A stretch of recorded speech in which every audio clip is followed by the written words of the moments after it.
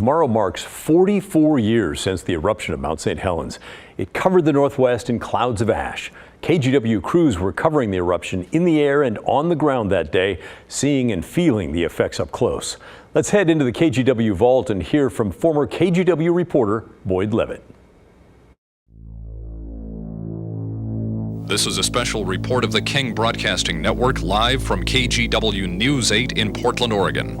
First, we take you live to Amboy, Washington, where reporter Boyd Levet is standing by in the shadow of Mount St. Helens. Boyd? For Robin and Ralph, the volcano's blasts have come with a vengeance today. The spectacle of the massive plume is one that few will forget. With a little bit of wind from the west late today, we can get a little better view of it this afternoon than we had earlier in the day to see that the conically shaped top of the mountain is now gone. That in fact there's a rounded appearance to the top of the volcano. That the steam and the ash are coming from a wide area on top. Obviously there is a very large crater there. Well, certainly a historic day, but you know, those memories sear themselves into your mind. And so it was the first day, somewhere around mid-March, well, March 20, if I remember right, when there was an earthquake, and it was a 5.0 sort of thing. And my assignment was simply on day one to go up and do something with the story about an earthquake. A few moments ago, we felt one of those strong earthquakes. We were sitting in our news car at about 9:05 in the morning. First a slow rocking motion, and then a few fast jolts, and then several aftershocks.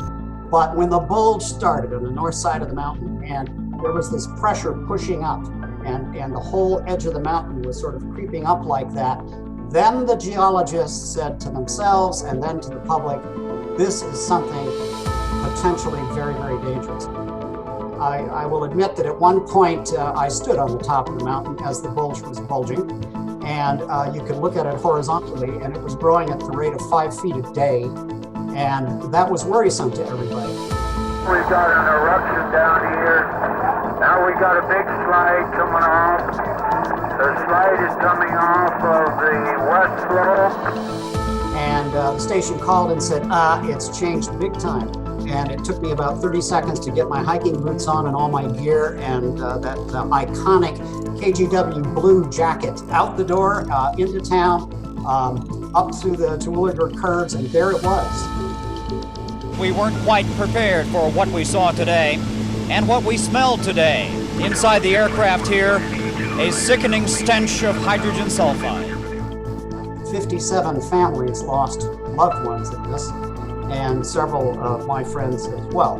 So it was a story of drama that didn't end on May 18th, it was just beginning. As the ash is continuing to come out of the mountain at this hour at sunset here on the southwest side of Mount St. Helens. And from our position on the top of Mount Amboy, I'm Boyd Levet reporting. What an amazing event.